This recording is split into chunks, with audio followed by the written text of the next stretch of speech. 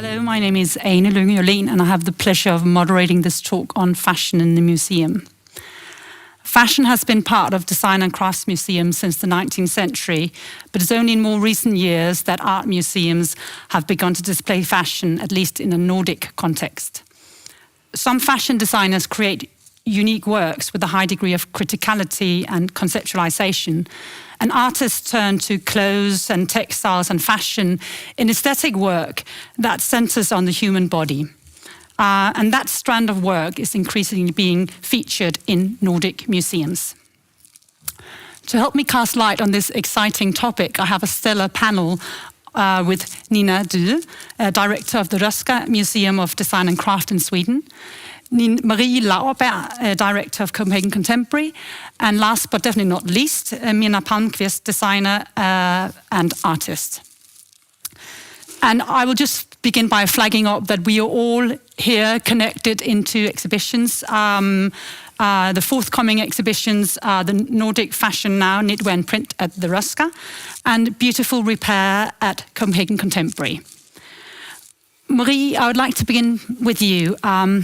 On the 1st of February, Copenhagen Contemporary will open its first ever fashion exhibition where fashion is included well, it's not a fashion exhibition, but it's an exhibition where fashion is included alongside art.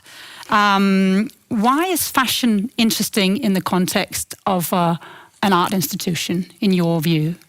I think the exhibition Beautiful Repair really addresses a new generation of creatives across the fields of contemporary art and fashion design that are very much concerned with similar topics and whose aesthetic expression is very similar on specific points.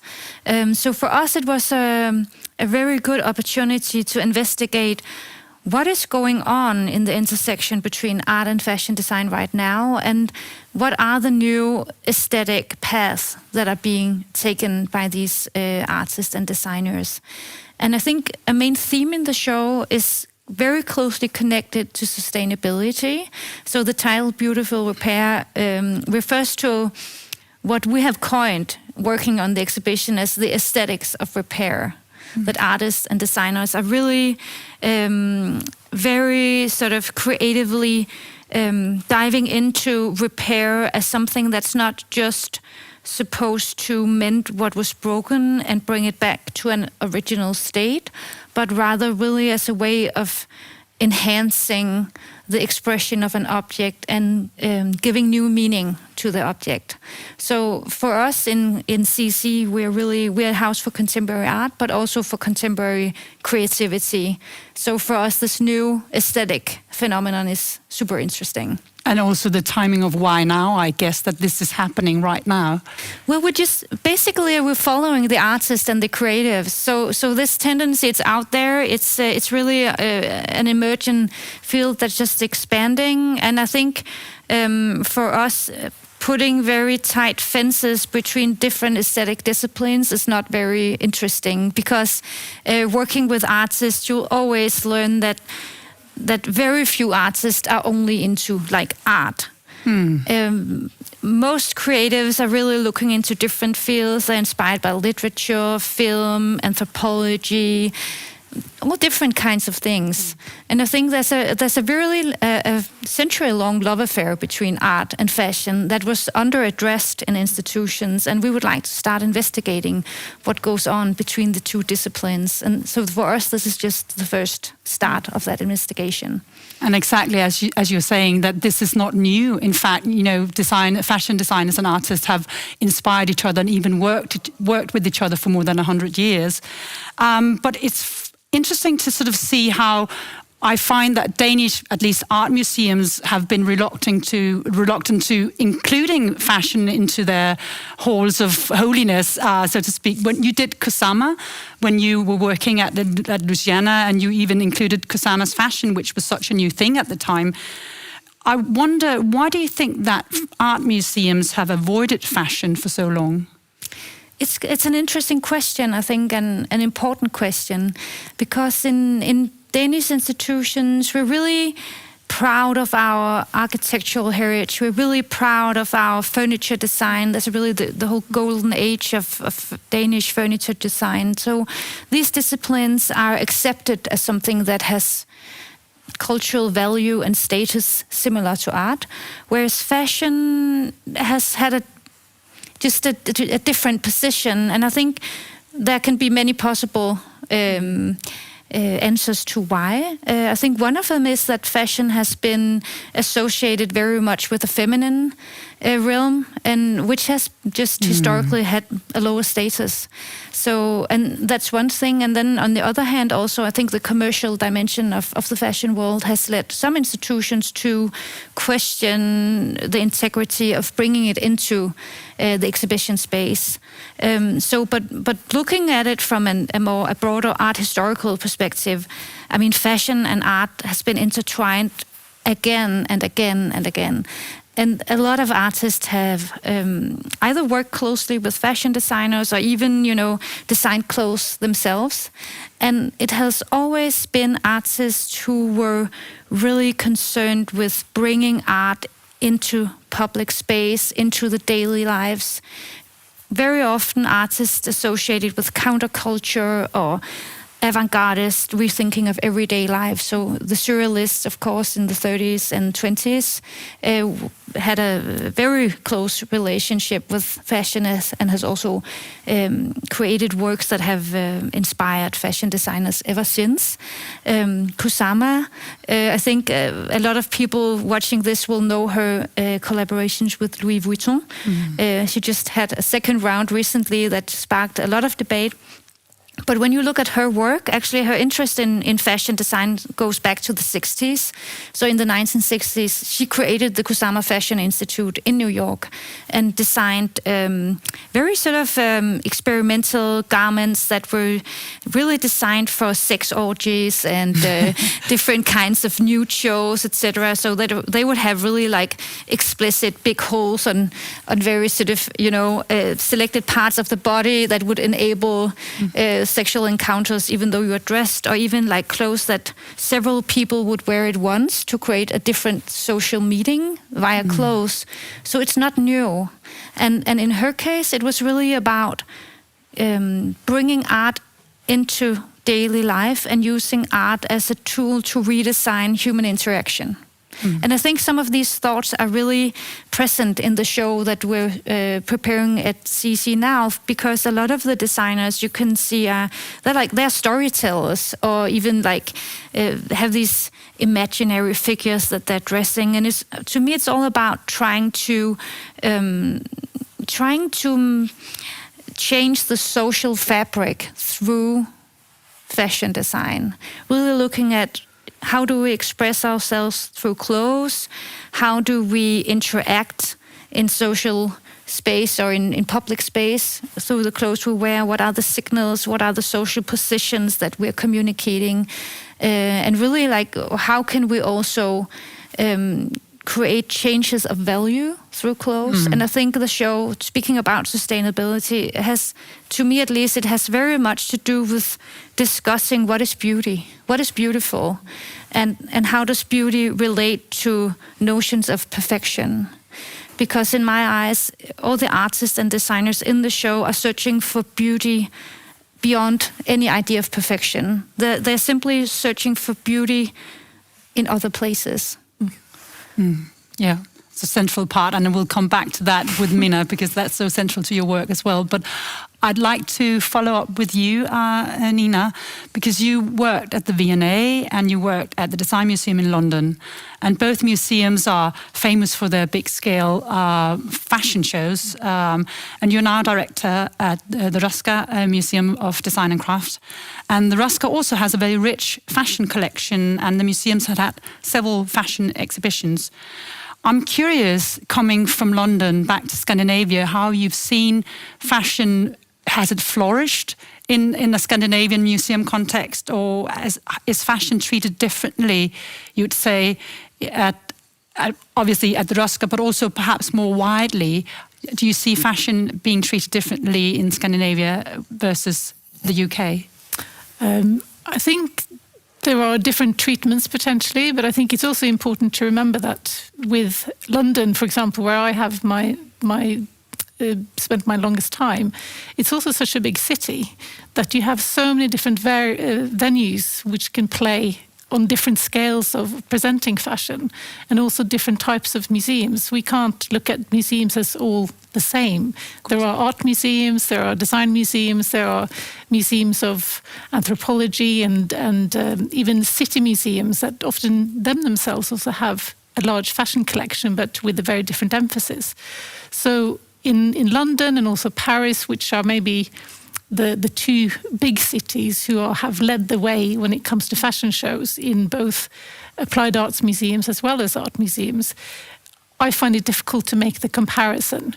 I think it's more about Scandinavia in design terms have always been quite restrained in the way that we think about form and function and sort of the Scandinavian image of design. And I think that's even been reflected in maybe how fashion design has been shown in exhibitions up until quite recently. And that's a level perhaps of conservatism, that it's been not as daring, and it potentially hasn't had the audience to kind of value the more daring exhibitions. But it's really interesting now to see the shift where Scandinavian venues are not only celebrating more experimental fashion, but also the fact that these designers and makers come from the Nordic region themselves. With the sort of we look to Europe, to London and Paris for the big fashion houses, the big brands, and I think the audience themselves want to feel some sort of familiarity when they go into a show, and therefore these big names have always attracted a large audience. I think as organizations in Scandinavia, we need to be a little bit braver as to what we choose to show actually within fashion. And like at CC, I think it's a great move to actually focus on something that isn't necessarily a big name or a big fashion house, but a tendency that is so important to raise within fashion. And I would say, whilst Röhsska, for example, has a fantastic fashion collection, one of the things we look at is also we have great historical fashion examples, but we also need to bring up to date the more contemporary fashion to kind of really try and portray what is mirroring society today, and therefore the show that we're going to be having soon also at the Röhsska Museum will be a great way to celebrate young Nordic talent within the fashion industry. I think museums have a great way to go into fashion that a magazine, a fashion show or an editorial can't do, and that is that we really are showing something that isn't just seasonal or a drop, but we can show a much more longer narration that both also contextualizes someone's fashion house or brand or theme through history and giving cultural context. And I think that is what makes museums sort of that platform that perhaps fashion has lacked in Scandinavia, that we are in addition to really bringing fashion onto the stage in a more artistic cultural context as well. And it's not just a consumerism focus that tends to be. I think you're very right in what you were kind of saying with the Museum of Applied Arts and Design. There seems to be this undercurrent of taste. You know, good taste, that design has been displayed as something which is, we keep it, we collect it if it's made properly, if it's in good taste. Whereas art that's collected might not even be well made, but it's not the point, you know. Precisely. And I think you're so right in what you're saying about being braver with fashion, because you can't display stuff that is not even made perfectly, but it has a different point of departure. Exactly. It's a different message to be communicated. I wonder also, it seems to me, as we were talking about, that the Röhsska Museum operates with an extended definition of design, one that perhaps departs slightly from what I was just saying, because you also show contemporary art in the museum. So I just wonder how you see the interface at the museum between design, fashion and contemporary art. We have been trying to work for the last few years under the device of that design is everywhere. And I think nowadays you can really, just like art tends to be so broad, design is also much broader in its disciplines than it was 15, 20 years ago. And we see that design practitioners also use the same tools and mechanisms that an artist does, and vice versa. You have architecture firms with designers and artists working alongside each other. I think being more open to these cross-disciplinary ways of working also has to be seen in a design museum, not just that art museums, for example, choose to work with designers and architects, but also that design museums choose to work with art. I think the big thing for me is that whilst art exists at Röhsska, it is still contextualized and grounded in some sort of design method or application, or craft for that matter. And of course, craft exists really in the border line between art and craft anyway. So I think there is about embracing the flexibility that design and craft offers. And with our most recent show with Lapsilam, who is very much an artist first and foremost, by inviting someone to work with our collection, say, all of a sudden you are sort of opening up an opportunity to really investigate craft mechanisms and processes as well as design processes. And in her case, specifically, what's it called? Digital design processes, which she would have used anyway in her artwork, but where we see these techniques and approaches that designers also sit and use. And I think it's about opening these perspectives to our visitors, and artists sometimes can more easily go into that area and share perhaps than a designer does. Minna, we've been listening to the director of the art museum, the director of the design museum, and you as a fashion designer and an artist, you work at the very intersection between fashion and art. You have a degree in clothes making, which is followed by a degree in textile art from art school, and your work has been displayed internationally alongside the likes of Lynge-Jorlén and Martin Margiela. And I wonder, it might be a big question, but I wonder how you integrate art and fashion in your work, and how the two disciplines feed off of each other when you work. Yeah, it's a big question. but for me, it's also floaty. It's like inside of me, I have this urge to discuss things, which I do through making and through visuals. And it springs from fashion. It springs from like a lust to make clothes that when I finished my bachelor, like, why am I making clothes? I don't just want to make another party top for someone. And I applied for masters, and I got accepted for Konstfack, which was perfect because I got to dig into all questions I had about why are we wearing this, why are we doing that. So it springs from like, and I find clothing so direct and so interesting in that way, how it changes your posture and your whole like way of walking and being, and you can just play so much with it, and also how clothes can be so restraining because there's so many rules. What can you do? What can't you do? So this is something I really started digging into during my time at Konstfack, which is now, I don't even know, 15 years ago, I think. But and since then. I think there I dared to become more like, I work from fashion. Now I see fashion, it sounds a bit like, but it's sort of my toolbox.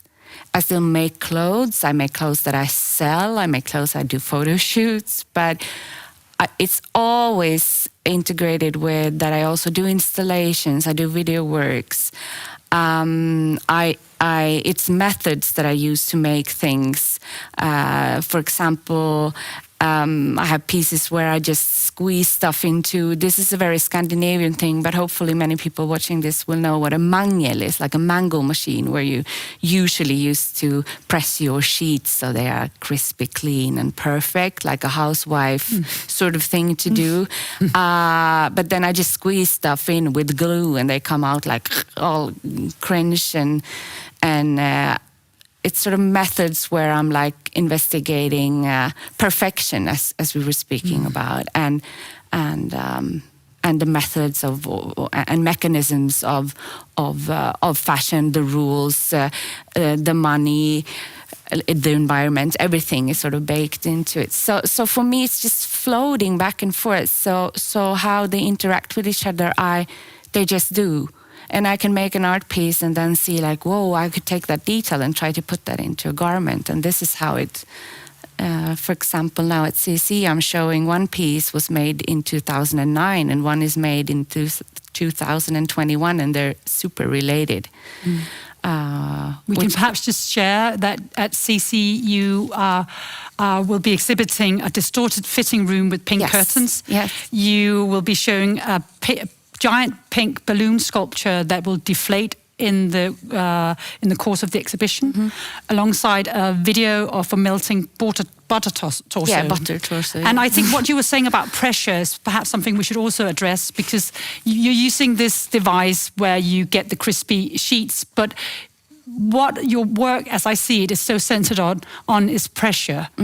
Yeah, societal and cultural pressure. What is it with that topic that you find so I always important? obsess on topics like my whole like work lab. I worked mostly around and still do like how the female body is looked as something that is there to please someone else, and all these rules you have to adjust to and everything. This is something that I've been working on for like 15 years, but I think it was 2019, which is a bit ironic because it was a couple of months before the pandemic that I started feeling more of an urge to dig into what is it like to work in the creative field. It started like that, and then it's just growing into pressure of all kinds. But then it was like you're asked to do something and you get super short of time and it's little money, and you try to do 10 things at once, and this squeezing stuff into this machine became some sort of therapy. And the beauty of it when it came out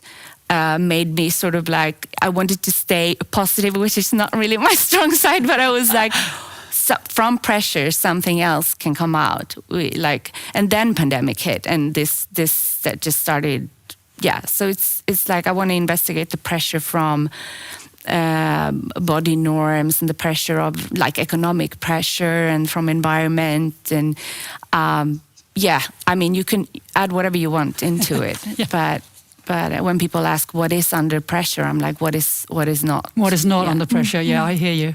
I think what is sort of the underlying theme here is what happens to fashion, in a sense, when it enters into the museum context. And I like to ask you, Nina, because sort of traditionally and simply put, we have this kind of idea that design is meant to solve problems. It's based on functionality, right? And we have art, the idea of fine art. It should provoke kind of thoughts and emotions, and that's obviously a very dated way of seeing stuff. But there's something happening to any object that enters into a museum, and there's a theory addressing this as a process of artification, right?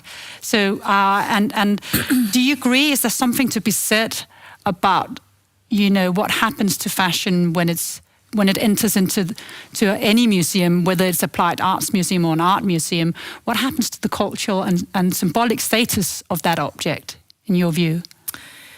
I think there is something to be said of it being more looked up on, and the idea of putting things on pedestals in museums will, I think, always happen in some shape or form when it comes from the catwalk to the museum, or from even the art gallery to the museum. Something changes in its understanding and its context. But I think it depends on what you want to do with that object. When an object comes to the museum at Röhsska, for example, a design museum, I don't think there is at least a conscious idea to artify it. But of course, it's about perhaps undressing it in a way that isn't about this amazing piece and it's just what you see on the surface. I think as a museum, and certainly a museum of design, which also has a role to undress, to show process, to get behind the scene, you don't need to make it so prestigious in of itself. And that's where I think also an art object has that potential when it is in an art museum. But again, going back to what I was saying earlier about art also being at a design museum, you can go behind the processes in much more in-depth. And for fashion exhibitions, I think there is you see it with the shows that the V&A, for example, have done for years with the big names as such. You get to really see what's happening behind the big fashion houses in a way that you don't see in a fashion show or in a catalogue necessarily. And I think that is where you can also break down the barriers of the artification. Because the risk is, of course, that you will always then perceive fashion as something very elitist. Yeah. And I think that is also the role of the museum, to sort of break down those barriers. And we as a museum have a responsibility to try and get to the other side of what's happening and what's led it to being there, and why it's important that just that object is in a museum. We also need to talk about the idea of the beautiful object. And to me, coming from, a fashion academic background, and that's for you, Marie, looking at the art world from a sort of a fashion perspective, it seems that there is this idea that art that is beautiful and art that is aesthetic is perhaps not valued as being as critical as more conceptual art. And I don't know if that's a misconception or if there's something to be said about the status of beautiful art. I think these notions have changed within the last, let's say, 20 years, with contemporary art developing into a much broader understanding of the art object and its role.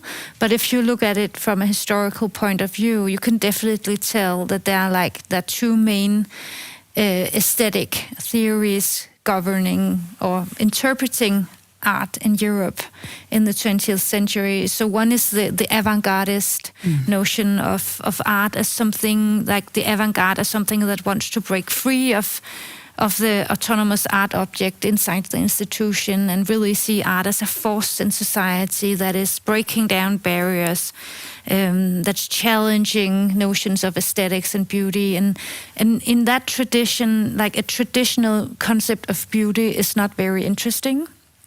Whereas then you, on the other hand, have a theory it's usually associated with Adorno and other theorists. Frankfurt School. That would say that really the force of the artwork is really its disconnection from everything that goes on in the rest of society, and that the specific force of art lies within the aesthetics. That is really the specific language of the art object that invites the viewer into something like a completely different realm, an imaginary realm, and a realm of freedom, and everything that tries to make the artwork functional or useful in any traditional sense is actually breaking down the true potential of art and artistic freedom. So, and that discussion is just ongoing. I think it will never be resolved, but and every judgment or discussion about art still today, I think is torn between these two extreme positions, and so you can always find someone who would like to defend the arts in society because it can help us solve a crisis, or it can help, whatever, solve the big global challenges of today's world. And then on the other hand, you will always have a different argument that says, please don't ask art to solve all these big issues, because art's raison d'être is freedom. And it's not about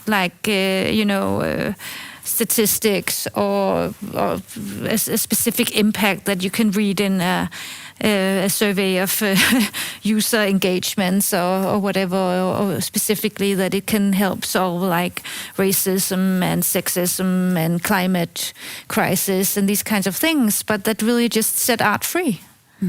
and don't ask it to defend itself on other terms than art itself. I think it's so interesting looking at fashion and contemporary fashion that there's this really strong criticality where the designers are critiquing what they're coming from. They're critiquing shapes, the human body, the structure, the system of fashion, newness for the sake of newness, all of that.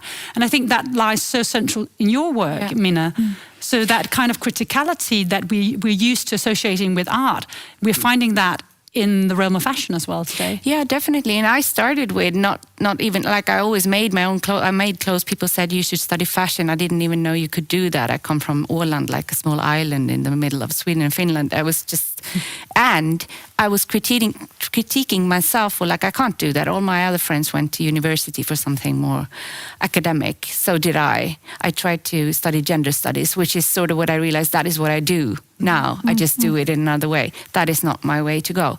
But so I think the criticism is quite like rooted also in me, that I was like, I can't do that. That's so superficial, which I then have been questioning all the time, and I've been angry about later. And I talk about it because I'm like, why would that be superficial? Of course, there is superficial ways of working with fashion, definitely, but there can also be something else. And so definitely critiquing like that. I find how the business is built and how the rules are built and everything, like who's allowed to be in and out and how should you look and all of that. That's what I'm critiquing, but I'm doing it like through that sort of, On that note, Minna, Nina, Marie, thank you so much for joining today's talk. It was a pleasure talking to you. Thanks for inviting us. Thank you.